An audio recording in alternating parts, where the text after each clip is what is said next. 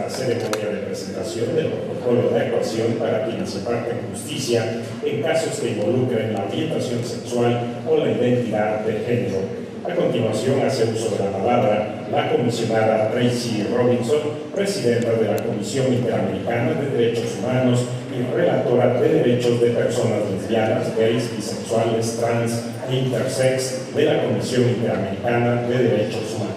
La escuchamos.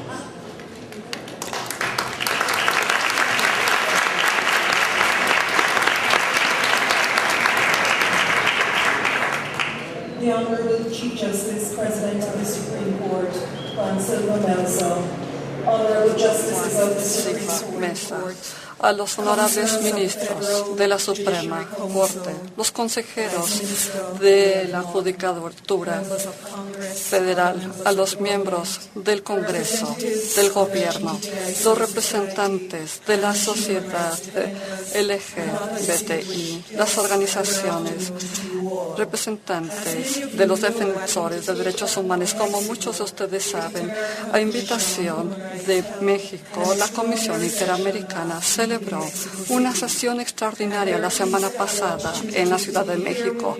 Fue un honor poder estar con ustedes esta semana nuevamente y participar en el lanzamiento de este protocolo judicial para atender los casos involucrando la orientación sexual y la identidad de género. Felicito a la Suprema Corte por haber introducido los protocolos. Sé que yo no soy ministra, presidente, pero quiero decirles que la Comisión Interamericana contempla esto como un paso importantísimo de parte de la Suprema Corte, uno que vale la pena emular a lo largo del continente.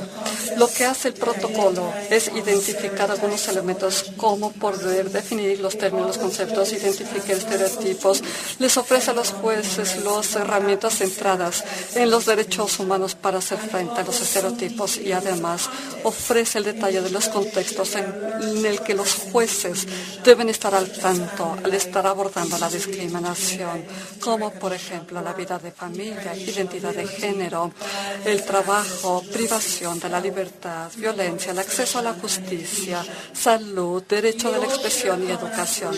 Todos compartimos las metas de aspiración. Estas están articuladas en su propia Constitución, al igual que en los tratados que México ha firmado. Y estos incluyen la dignidad e igualdad para todos. Sin embargo, no hemos alcanzado para todos esto que se denomina la vida vivible en relación a la orientación sexual, la identidad de género, la expresión de género. El protocolo funciona como una herramienta para poder entrar a la autorreflexión, a la acción. Es una directriz para la conducta que nos permite reevaluar, como dice un autor, nuestros puntos de vista en torno a lo necesario, natural y lo normal, y cómo son los elementos que descubrimos como valores y culturas realmente se subordinan al silencio de otros. Intitulé mi presentación como los pormenores de la justicia para las personas LGBTI, y esto se deriva de las reuniones que sostuve la semana pasada. Algunos de ustedes están hoy aquí, al igual que los defensores de derechos humanos. Es un placer verlos en este evento. Cuando hablo de los pormenores, hablamos de los detalles, las peculiaridades, que son las que aseguran el acceso a la justicia, es poder ver el bosque en su totalidad. Al haber escuchado a los activistas la semana pasada, me di cuenta de cuáles son las complejidades al impartir la justicia, además de entender cómo son estas nociones fuertemente preconcebidas a quienes son las personas LGBTI y cómo deben vivir sus vidas. Se me dice que el título de mi presentación no tiene una traducción perfecta al español. Sin embargo, quedó claro a través de la comisión y el estar escuchando y al preguntarles qué es lo que ustedes contemplan como importante al hablar con los jueces, me dijeron: queremos que conozca usted la importancia que tiene la Suprema Corte en alcanzar la justicia y la necesidad de que los derechos y las normas, los derechos humanos, las normas internacionales se infiltren y lleguen a las personas LGBTI para poder lograr un equilibrio y evitar las suposiciones como que las violencias son crímenes de pasión. Un activista dijo, es como si no existiésemos. Otro dijo, no se nos asesina por expresar nuestra orientación sexual. Otro dijo, sí, se nos ve y somos visibles por la violencia, pero queremos ser visibles como seres humanos. También escuché en torno a la incertidumbre fundamental de cómo trabajar los temas de este grupo de personas. Y esto es lo que me llevó a pensar en torno a los detalles y al panorama general en relación a la justicia, ya que se trata de ser visto y de que se le trate como ser humano. Regreso a los detalles y hago mención de una declaración de una persona que dijo, se nos mata, se nos asesina por expresar la orientación sexual. La sociedad a cada rato siente que la gente LGBT necesita salir, rebelarse, pero también necesitan cargar esto.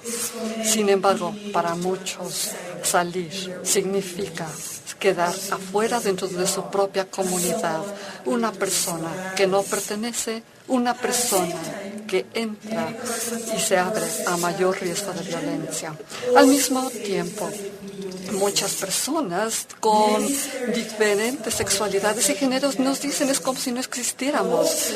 Muchos vuelven como estereotipo y patología a estas personas. Y la pregunta que cabe hacer es cómo son los prejuicios nuestros, los propios, en torno a las personas que sufren. Aun cuando hablamos de los asesinatos de las personas trans, no estamos, o estamos más bien, ignorando la violencia de las familias que terminaron por sacar a sus hijos porque son trans. Además, hemos notado los ataques contra los hombres gay o las lesbianas. También conocemos la violencia de los grupos en zonas urbanas. Conocemos nuestros sesgos, entornos metronormativos. Esto significa que sabemos poco de estas personas LGBTI en zonas rurales que quizá no salgan conforme lo dicta la norma urbana también. Es como si ser gay queda definido en términos muy angostos y dejan de existir otras comunidades. Dentro de lo que es la invisibilidad existe el sufrimiento de aquellos que están viviendo cirugías de normalización. Entonces, no es solo que estamos patologizando a las personas LGBTI, es como si hubiera una sola forma de expresar la diversidad. Y con esta forma de pensar, muchos simplemente no existen. Véanlo como lo vean. No dejamos de aumentar la carga en quienes están más marginalizados para poder entablar el cambio o asegurar el derecho a vivir la vida vivible. Y el gran panorama de justicia para las personas de LGBTI significa cambiar la lente de ellos y colocarlo en nosotros. En el caso de Karen Atala, que es un caso de la Comisión Interamericana de Derechos Humanos, realmente tocó un punto álgido. ¿Por qué? Porque se le ordenó lograr algunas reparaciones y desmantelar la discriminación que se continuaban perpetuando. No sé si se acuerdan, pero ella, Karen Atala, había perdido la custodia de sus 3 hijas por su orientación sexual y había perdido esto por medio de una decisión de la Suprema Corte. Incluso ella y su esposo habían tenido un acuerdo hasta que él se enteró que ella tenía otra relación, pero con una mujer. La Corte Interamericana confirmó que la orientación sexual y la identidad de género quedan categóricamente prohibidas de la discriminación y dentro de la Convención Americana sobre los Derechos Humanos promulgaron que el tribunal chileno habían violado los derechos tanto de la madre como de los hijos.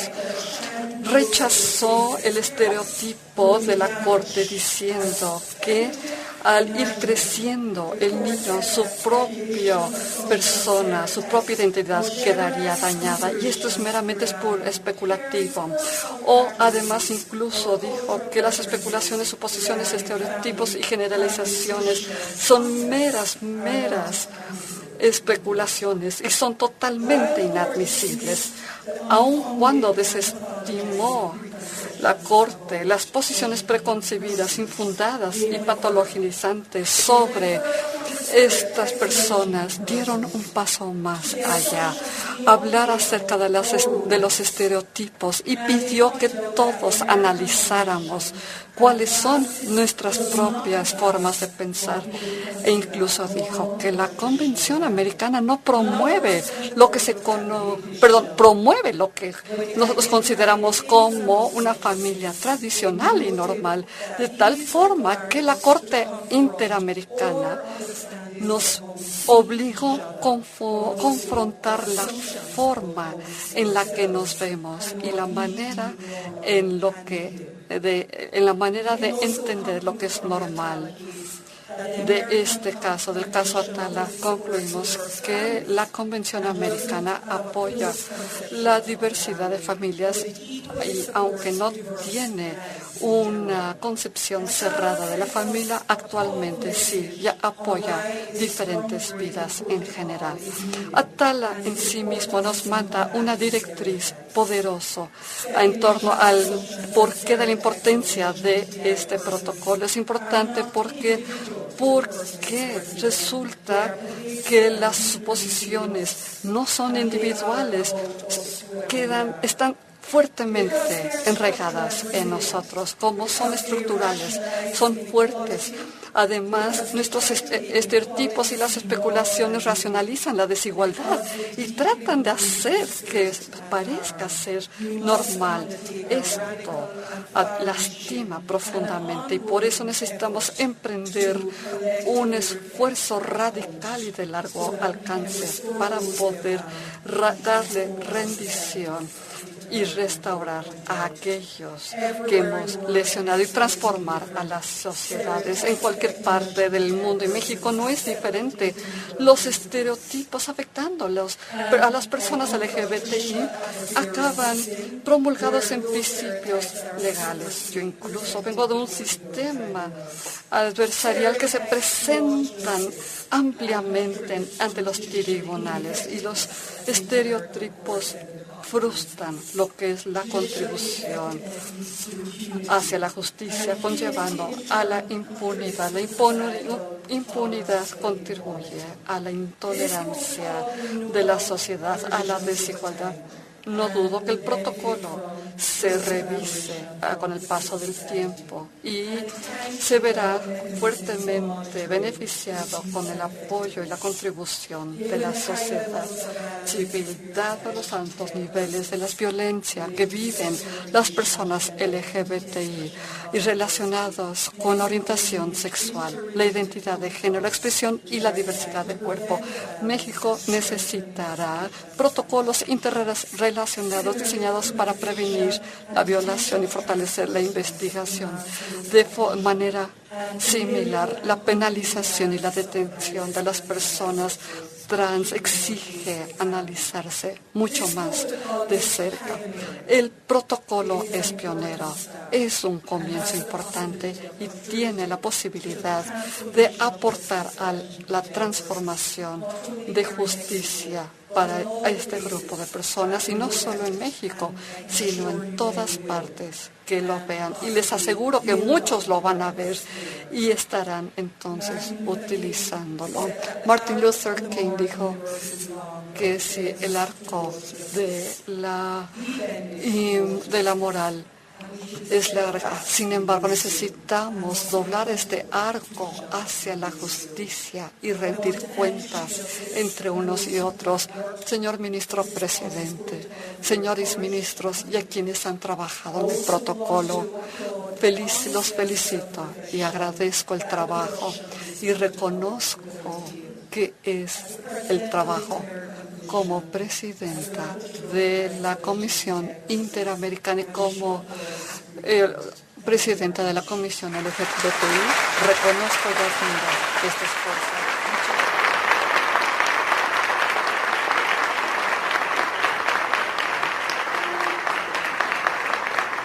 Señoras y señores ministros de la Suprema Corte de Justicia de la Nación, señores consejeros de la Judicatura Federal, comisionada presidente de la Comisión Interamericana de Derechos Humanos y relator sobre los derechos de las personas LGBTI de la misma comisión.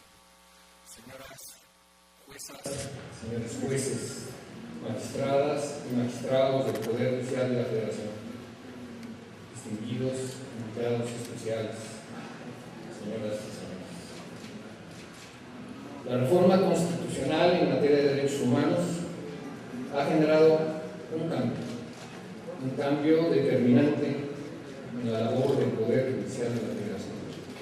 Ahora, al mandatar expresamente la protección más amplia a los derechos humanos, la Constitución no hace más que ordenar a todas las autoridades trabajar para consolidar el Estado democrático de derecho. Por eso, la reforma constitucional en materia de derechos humanos representa un acierto histórico que debemos defender a toda costa, para así defender a nuestro sistema democrático.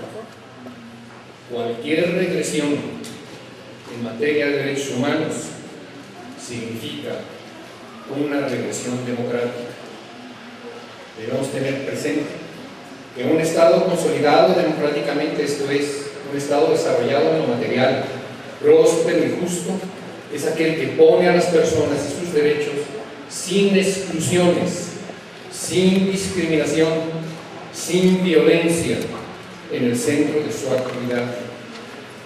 Eso es lo que mandata nuestra Constitución, y ello deriva en un poder judicial que brinde seguridad y certeza jurídica, que sirvan como detonantes del desarrollo a partir de respetarse los derechos de las personas.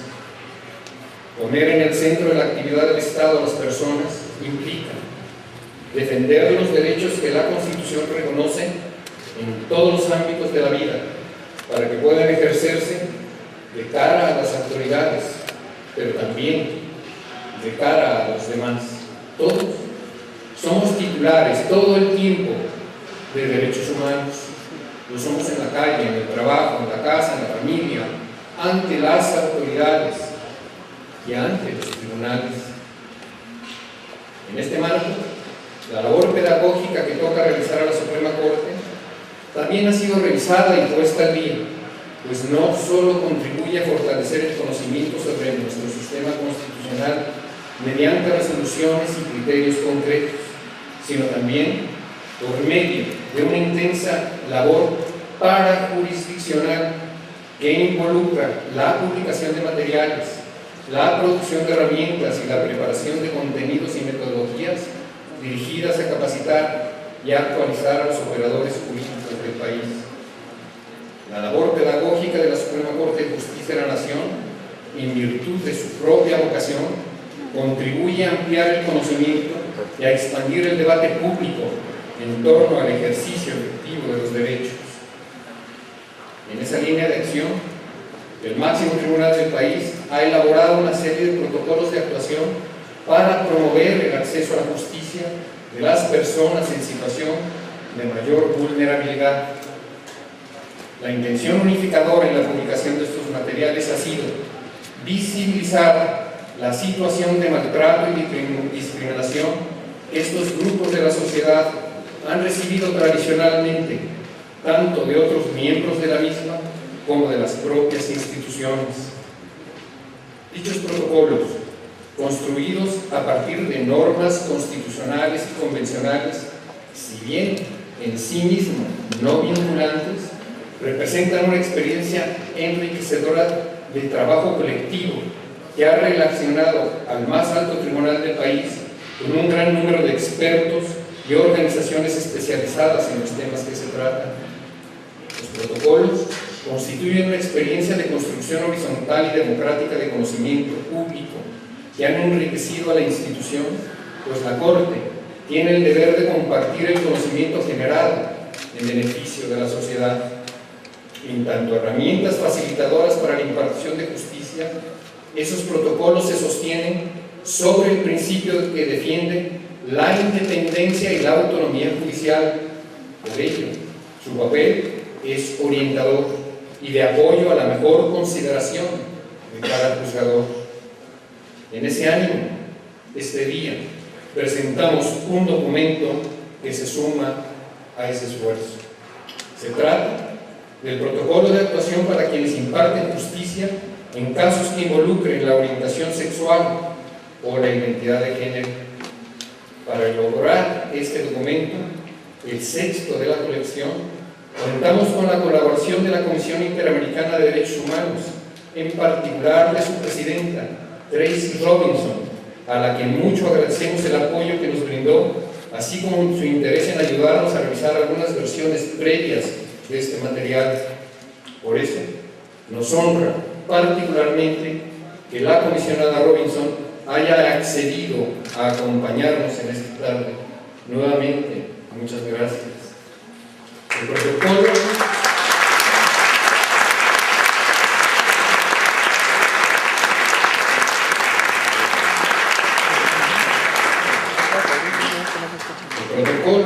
responde al mandato constitucional y convencional de proteger y garantizar tanto el derecho a la igualdad y a la no discriminación como el derecho de todos y que tenemos todos a desarrollar libremente nuestra personalidad.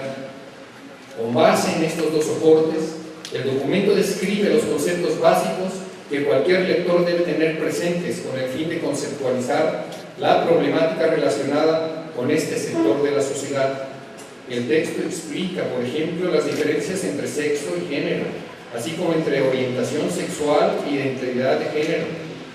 A partir de esa clasificación básica, recuerda al lector una serie de instancias que representan claros estereotipos y prejuicios que, históricamente, han nutrido la comprensión social acerca de las personas que pertenecen a la comunidad LGTBI y que invariablemente prefiguran el trato discriminatorio, excluyente, hostil y violento que este segmento de la sociedad ha recibido.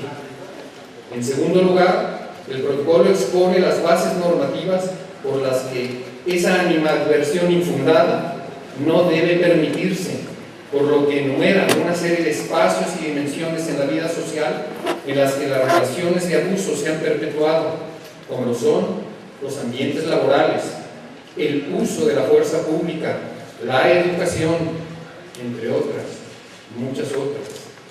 En este caso, se sugiere a las y los impartidores de justicia la revisión estricta de cualquier acto que pueda replicar esas relaciones basadas en la discriminación. El protocolo recuerda que, de conformidad con este alto tribunal, respetar el libre desarrollo de la personalidad significa no violentar la dignidad humana y que por lo mismo toda persona tiene derecho a elegir en forma libre y autónoma cómo vivir su vida. Esta determinación genera enormes consecuencias en muy diferentes esferas de la vida, pero para el caso del protocolo que nos ocupa, resulta de máxima utilidad al recordar que el libre desarrollo de la personalidad tiene que ver fundamentalmente con el derecho que todos tenemos a decidir cómo y con quién queremos vivir. En este sentido, la apariencia física, las preferencias íntimas, los afectos personales están protegidos por la Constitución, por los tratados y las propias resoluciones de la Suprema Corte, pues en ellas se sostiene todo el régimen constitucional. En principio, todos podemos decidir sobre nuestra apariencia, sobre nuestra identidad personal, y de la misma manera estamos obligados a respetar las decisiones que al respecto tomen los demás. Por ello, los y las juzgadoras estamos obligados a resolver los casos relativos a los derechos humanos de las personas LGBT con base en una perspectiva de género y de diversidad sexual, pues los integrantes de este segmento de la sociedad, reitero, son titulares plenos de derechos y expresan con toda legitimidad la diversidad y riqueza de la vida social. Los juzgadores estamos obligados a defender el principio básico de organización social que exige respetar la diferencia. Estamos obligados a detectar y eliminar todas las barreras, estereotipos y obstáculos que discriminan a las personas por estas razones, en clara contravención al principio de igualdad. Ojalá, señoras y señores, que este protocolo cumpla su objetivo central: contribuir a revertir la desigualdad, la exclusión sistemática, la hostilidad, la violencia y el maltrato al que tradicionalmente han sido sujetos los grupos históricamente desaventajados. Estamos seguros que este protocolo servirá también para auxiliar a los juzgadores a honrar con fallos concretos los proyectos de vida de las personas y la diversidad social que la Constitución demanda y a su vez protege, contribuyendo así todos a consolidar a México como una nación de libertades y derechos para todos.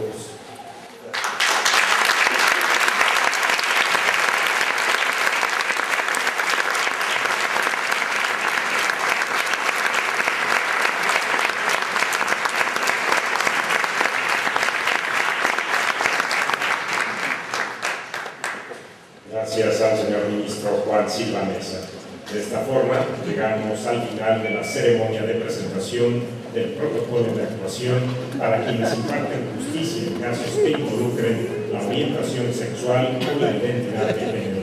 Agradecemos la presencia de los integrantes del presidium, la presencia de todos ustedes en este acto. Gracias.